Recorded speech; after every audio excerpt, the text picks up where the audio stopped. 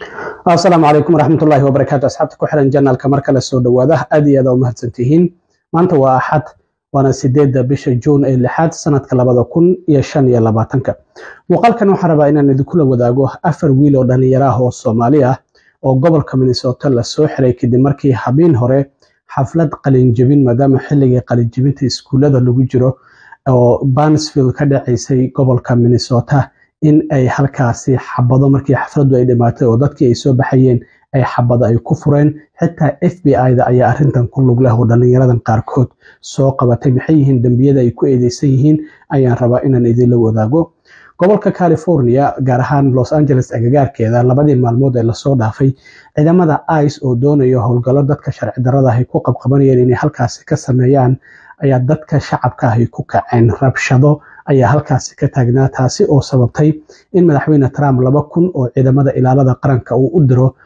gobolka California gaar ahaan magaalada Los Angeles iyo halka rabshaduhu ay ka socdeen waxaa jirta sidoo kale lacagihii dowladda federaalka ay ku kabi jirtay gobolka California in Trump uu ku hanjabayo in uu jarayo arrintaasi gudoomiyaha gobolka muxuu ka yiri gobolka California sidoo kale waan idin la wadaagayaa balse marka hore soo dhawaada jabin oo ka dhaceysay iskuulka sare ee Barnesville ee gobolka Minnesota ayaa waxaa ka dhacday rasaas laga maqlay xilligii qalin jabinta ayaa lagu jiraa iskuulada oo dhalinyaradu ay high schoolka ama dugsiga sare ay ka qalin jabinayeen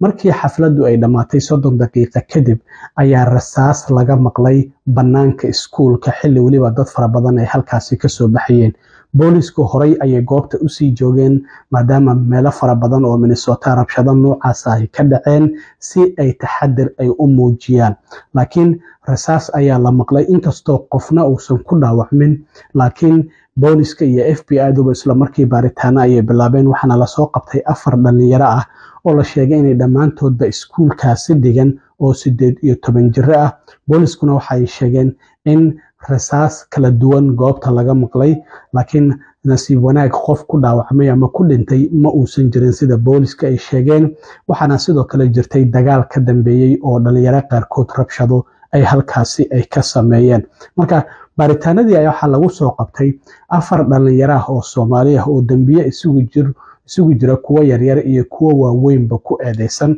dhalinyarada 4 ah ee la soo qabtay oo da'doodu dhamaantoodba 18 jir tahay waxaa la kala yiraahdaa Cabdiqani Mukhtaar Cabdiwahaab iyo Cabdullaahi Jaamac Cali Amiir Mawlid Cali Mustafa Yuusuf Cumar dhamaantoodba waa 18 jir afartaas dhalinyarada oo sawirkooda idin muuqdo ayaa la soo qabtay haddaba dambiyada ay ku kala eedeysan yihiin waxay isugu jiraan misdemeanor iyo felony marka waa dambiye yaryar iyo dambiye waaweyn intaba waa isugu jiraan wiilkan Amiir Mawlid Cali sida maxkamadda waraaqa ka soo baxay Hennepin County Sheriff ay muujinayaan waxaa jirtay in 3 bishan June la xiray hub isagoo watana lagu xiray waxaana la soo daayay 5 bisha wax ka yar marka 36 saacadood ayaa haddana mar kale dib loo xiray waa wiilkaasi dhalinyarada ah ee Amiir Mawlid Cali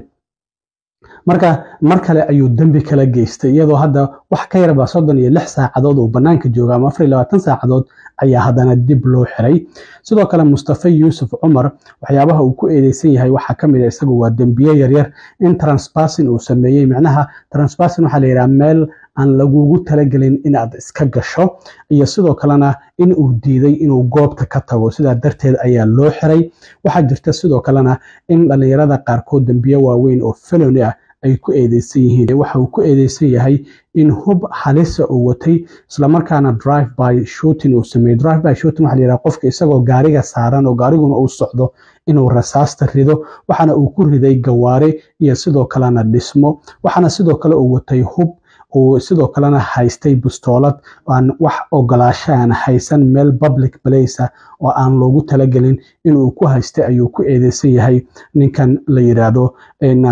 Cabdullaahi Jaamac Cali arrintaas ayuu ku eedeysan yahay sidoo kale waxaa jirta in Cabdiqani Mukhtaar Cabdiwahaab isaguna sidoo kale uu ku eedeysan yahay in hub halis uu haystay drive by shooting kiina uu sameeyay sidoo kale meel oo baabuur socotay iyo isbildinkaasi iskuulka ahayd in baabuur socdo oo rasaas halkaasi uu ku riday marka waa dambiye felony ah waxa sidoo kale jirta in hub halisa uu haystay uu ku haystay goob iskuul ah oo aan loogu talagelin in uu ku haysto. waxaa sidoo kale jirtay in bustooladaasi bilaa sharci uu haystay. amiir mawlid cali isaguna felani ayuu ku eedeysan yahay inuu haystay hubka sida automatic ah u dhaca oo modified lagu sameeyo. waxaa jirta bustooladaha qalab yar oo inta lagu dhajiyo halkii kale ay u dhici lahayd ay si baas ah u dhacayso hal marna daqiiqad gudaheed rasaas fara badan ay ka dhici karto. marka hubkaasina waa hub la mamnuucay oo muwaadiniinta laga mamnuucay in hub la soo saaray 19 bishii May wixii ka dambeeyay oo noocaasi ah inaan la isticmaali karin ayuu isaguna haystay wiilkaasi dhalinyarada ah amiir mawlid cali la yiraahdo. marka dambiyadaasi kala duwan ayaa dhalinyaradan ay ku eedeysan yihiin welina xabsiga ayay ku jiraan. weliba hadda ninkan amiir mawlid cali kiiskiisa FBI ayaa gacanta ku haysa maadaama modified gun uu haystay qori wax laga bedelay isla markaana wax lagu daray taasi oo halkii kale oo u dhici lahaa in uu si baas ah uu u dhacayo. arrintaasi ayaa sidoo kale lagu haystaa. marka dhalinyaradaasi hadda gabi ahaantoodba waa ay xiran yihiin isla markaana dambiyadaasi kala duwan ayaa loo haystaa. arrintaasi haddii halkaasi aan ka gudbo gobolka California gaar ahaan magaalada Los Angeles Paramount meel la yiraahdo labadii maalmood ee lasoo dhaafay ciidamada ICE ayaa waxay doonayeen inay howlgal ay ka sameeyaan dad sharci darro ay ku soo qabqabtaan. dadka u dooda xuquuqda dadka Soomaaliyeedka iyo muwaadiniin fara badan ayaa marka waxay sameeyeen mudaharaad rabshado wata. gawaari ayaa la gubay, goobo ganacsi ayaa la jabiyey, gawaaridii ay wateen ciidamada ayaa sidoo kale qaarkood la jabiyey, dad ayaa ku dhaawacmay, kuwa kalena halkaasi waa lagu xirxiray. marka arrintan guud ahaan wadanka meelo kala duwan ayay ka socotaa oo ciidamada ICE marka la arkay iyagoo howlgal sameynayo sida hadda Minnesota ka dhacday toddobaadkan gudihiisa in dadkii ay isku soo baxaan halkaasina ay ku qayliyaan ciidamada howlgalka sameynaya. marka Trump arrintaasi waxa uu ku dhaleeceeyay gudoomiyaha gobolkaasi Gavin Newsom iyo sidoo kalena maayarka magaalada Los Angeles Karen Bass oo yiri arrintaasi hadday waxba ka qaban waayaan dowladda federaalka ayaa soo faragelinaysa. haddaba Trump waxa uu sheegay in 2,000 oo ciidamada ilaalada qaranka uu u diray California waxaanu yiri rabshado noocaasi oo kale ah looma dul qaadan karo. waxa uu sidoo kale cambaareeyay gudoomiyaha gobolka Gavin Newsom iyo Karen Bass oo sheegay in arrintaasi ay waxba ka qaban waayeen dowladda federaalkana ay wax ka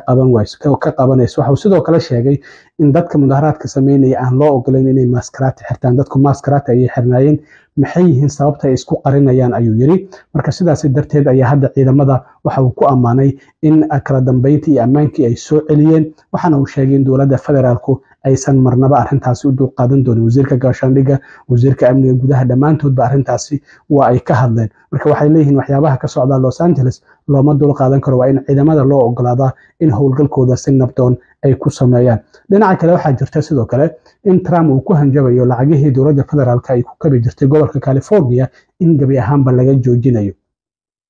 arrintaasi ayaa waxaa kasoo jawaabay gudoomiyaha gobolka Gavin Newsom. waxa uu yiri dowladda federaalka sanad kasta gobolka California waxa uu siiyaa 80 bilyan oo dollar oo canshuur ahaan uu u siiyaa. marka waxa uu yiri maadaama biilasha dowladda federaalka aan bixino haddii lacagaha ay naga jartaan anaguna lacagihii aan siin jirnay ma siinayno. marka dagaal dhinaca dhaqaalaha ayaa Trump iyo gudoomiyaha gobolka California u dhaxeeya. waxaan ognahay 2 bil ka hor inay heedaan Malayna gobolka California waxa uu noqday dhaqaalaha afraad ee adduunka. marka wadamada dhan marka laga reebo Mareykanka, Shiinaha iyo Jarmalka mooyaane inta kale ee wadan waxaa ka dhaqaala badan gobolka California oo 40 milyan oo qof ayaa ku nool. marka sida darteed waxa uu leeyahay Trump haddii uu dhaqaalaha ka jarto gobolka California anaguna canshuurtii aan siin jiray dowladda dhexe gabi ahaanba waan joojinaynaa. marka nin waliba halkiisa ha joogo. marka gobolka California hadda waxa uu ka mid yahay hadduusan gobolka koobaad ahayn dhaqaalaha ugu badan dowladda federaalka gobolka soo geliyay 80 bilyan ayaa la sheegay in sanadkii u dambeeyay ay dowladda federaalka uga soo xarotay gobolka California. marka dagaalkaasi dhinaca dhaqaalahana waa uu jiraa. sidoo kale waxaa jirtay Trump arrintii transgenderka oo dadkan isbedelay oo ah gabdhaha ciyaaraha ay ciyaaraan in aan lagu soo darin dadkaasi transgenderka in gobolka California weli uusan sharci u saxiixin Trump sida uu bishii February ee hada u Malayna. marka waxa uu yiri Trump gobolkii aan u hoggaansamin wareegtadaasi aan saxiixay dhaqaalaha waan ka jaran doonaa. arrintaasina sidoo kalena dhinac ayay ka jirtaa. marka waan arki doonaa waxyaabaha ka soo baxa arrimahaasi. aad iyo aad u mahadsantiin asxaabta intaan mar kale kulmi doono. waa saaxiibkeen Cilmi Waro idin la sida iyo